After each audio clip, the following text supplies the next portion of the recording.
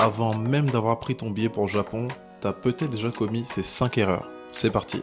La première sera de vérifier la validité de ton passeport. Je le dirai toujours, je vais toujours vous le répéter, c'est important, vérifiez-le. Elle doit couvrir la totalité de ton séjour. Du coup, s'il vous plaît, vérifiez. Imagine, tu prends un billet en général non remboursable et que au final, tu te pointes et on te dit non, tu n'embarques pas parce que ton passeport est irrecevable. T'auras les boules.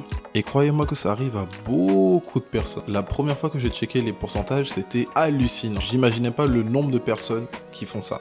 En 2, on aura acheté son billet d'avion sans vraiment se renseigner. Je m'explique. Crois-moi que tu paieras ton billet d'avion moins cher si tu envisages dès le départ à faire 1 ou 2 escales. Moi, en général, quand j'y vais, je fais toujours une escale en Chine, que ce soit à Shanghai ou à Pékin, 1-2 heures, et j'enchaîne au Japon. C'est carré. Ne faites pas l'erreur de vous dire que vous voulez être dans le confort, entre guillemets, à 100%. Après, ça dépend des économies de chacun. Franchement, ça dépend des économies de chacun. Moi, je juge pas. Si tu vas aller en direct, vas-y en direct. Entre faire une escale de 2 heures et économiser éventuellement 300 à 400 euros sur ton billet et aller en vol direct et payer 1500 euros, le choix est vite fait quand même. Oui, l'erreur numéro 3 pourrait être ne pas avoir de compte néobanque, c'est-à-dire Revolut, Lydia, N26, etc. Je dis pas que c'est mal d'avoir une carte française, tout ce que je dis c'est que si tu veux éviter le maximum de frais bancaires possible sur les cartes françaises, je te conseille d'ouvrir un compte Revolut, Lydia, N26. Franchement, ça va te changer la vie à tous les niveaux. Tu n'auras aucun frais sur tes transactions et autres. Les seuls frais que tu devras compter, ce sera les frais des différents ATM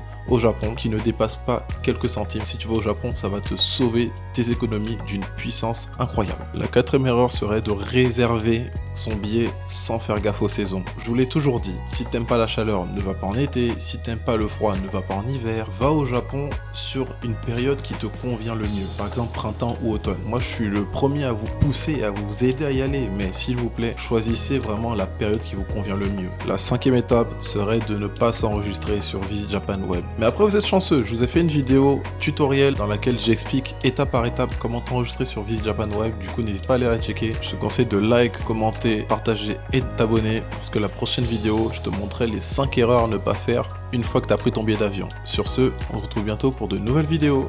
Minasan, matane!